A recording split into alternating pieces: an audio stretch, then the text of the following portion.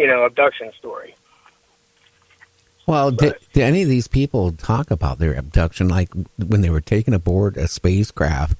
I mean, what was done to them, and if they went through any pain, and did they feel whoever was doing this, experiments on them, did they feel like they were treated properly, or did they feel like when they left and remembered that these creatures or whatever they are evil towards humans? Yeah, a lot of them don't really consider them evil. That's a question I ask every single time. Do you feel that, are you coming away with a pleasant memory of this? And a lot of them, they want. I very seldom hear it's a negative thought about them. A lot of them are just. Whenever I'm re-questioning them again about them later on, that's the part that they change too. Is they go back and forth on that. Well, at first, I thought it was. A couple of them have said actually the word cool to me, but then after that they change their mind. And then, a little bit later on, and they're saying, well, now that I think about it and you brought that up, that, I do feel kind of violated. So I'd say a lot of them feel they're violated, but like I said, I don't ever hear a negative one, to be honest with you, like a real negative one. No one's ever said a negative thing to me, I guess, about them. They all just, like I said, a lot of them don't really know too much about what happened on the ships. I know, like when we had Calvin Parker on, I asked him distinctly, what was your feeling in your mind? Did you feel they were here to benefit mankind, or did you feel they were evil? And he came back, he said, evil. I can understand that, especially because of his account, for sure. And that's the thing, is none of these guys have ever said that word, ever, evil, anything like that. Well, I've heard it from so many times, and I think you have too, James, that these people, when they've been abducted, they go away, and what they remember, the first thing in their mind, can you imagine somebody pulling somebody off the street, taking him into the apartment, and then throwing him on the bed and raping him? This is the same thing as happening to these people when they're abducted. They're taken aboard a spacecraft. Who knows what all is being done with them? They're being violated. And then, they're being, if they're lucky, they're being returned. And if that isn't evil, something, they're not doing it to benefit mankind. I do got to say if this. If you're taking someone against their will, it's definitely evil. Well, I got to say this. I've seen a pattern here where a lot of the guests and other people I've talked to that have been abducted, and like you were saying there, Mr. Fusco, about how they've changed their stories or their outlook on it. I think a lot of these entities that are abducting, I think that they're either brainwashing or they're doing something to try not to.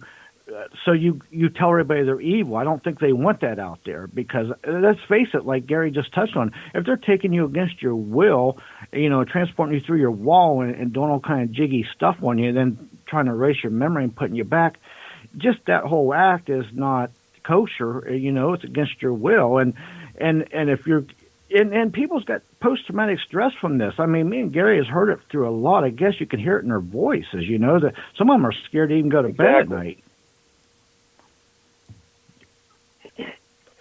Yeah, to put a screen memory in someone's head is definitely evil. I agree with you 100%. Just think about this, of all the abductions that are coming out now, and it's a lot of them, and more than ever, because I think people are not quite as scared to talk about it. You get two groups of people. You get some people, they say, oh, gee, my abduction, hey, they sat there and they removed sperm or eggs from me, but they did this, and this, right? But they gave me all this other information, and I felt warm and fuzzy, and they gave off orbs, and I think they're here to protect mankind. Gee, if you've been raped and pillaged on a table where they're taking your eggs out of you or removing your sperm, sticking their fingers down your throat and trying to come out your nose, I really would have a different impression in my mind that these people are warm, fuzzy creatures trying to help mankind. Where have they helped us? They haven't. Have you seen anything that aliens have done to help us? Evidence-wise, no. Not at all. I think they've done more That's damage. the scary part about it. Done more damage to the people that they have abducted. So of any good stuff they've done more evil and bad stuff than good stuff. I don't know. I sometimes wonder if I was abducted one time back in the early 70s. And I feel sorry for them if they did abduct me. They probably abducted me and my wife at the time, and they got us on a table, and my wife started in, and they just threw us back in the car and said, "Hey, we're getting away from these people." Oh, my goodness. You got the wrong people. Oh, I don't know. It would have been really nice if they just would have kept her. You know, another thing that I don't hear a lot of people talk about, but I've often thought about this. What about the totality effect that these crafts are having on our atmosphere or our environment or sea life? That because a lot of them are in and out of oceans and lakes. You know, there's a lot of radiation supposedly involved with these things. You know, what about the effects that it has on the environment or people or the atmosphere or whatever? I don't know if anybody's ever thought about that, but it's got to do something. Yeah, especially the ones, like you said, in the ocean, for sure. I mean, if they're floating around, if they're flying around in space and then coming down into the ocean, I mean, it's got to be affecting, some life in there, obviously. So, yeah, I've never really thought about those. Good question. Well, do you have any reports you can give us? Because we got to kill an hour here of UFOs, people, the sightings, the size of them, what they look like, what were they doing when they saw them? Yeah, I get a ton of them actually. Around here where I live, me and my fiance have seen several. And they range in size from very small to the size of a basketball, maybe a little bit larger.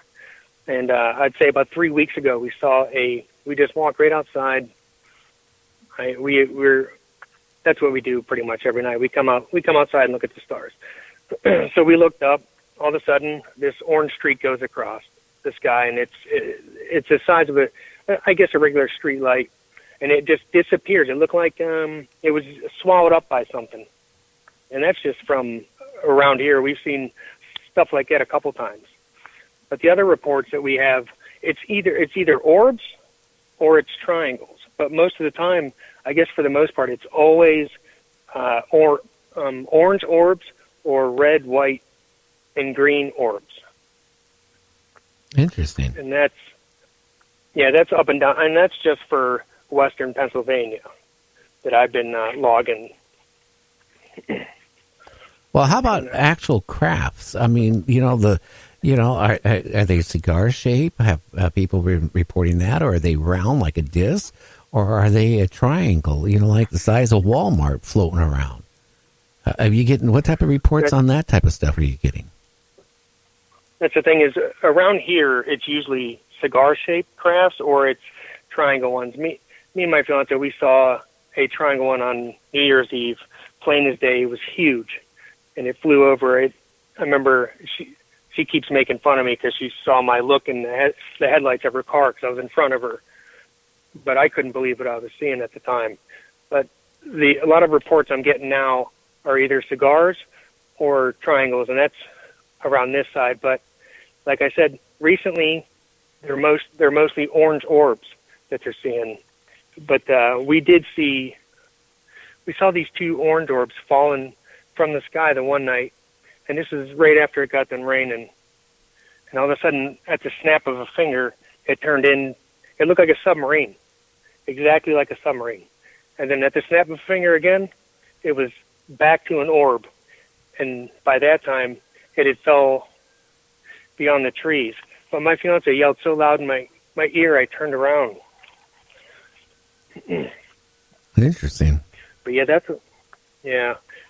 But these orange orb ones, I'm getting a lot of similar reports on them. They're getting curious.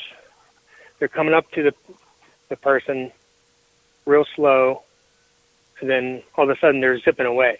And to me, that sounds like a probe. I don't know if you guys agree on that or not, but that to me, that's what it sounds like. Like they're sending something down here to check us out, and then all of a sudden they're shooting away after they get what they want. Yeah, it's funny you mentioned the kind of cigar Tic Tac. I seen one of those in July, and I'll be honest with you, I was in such awe. I forgot to even take video, but I did take a few pictures of it.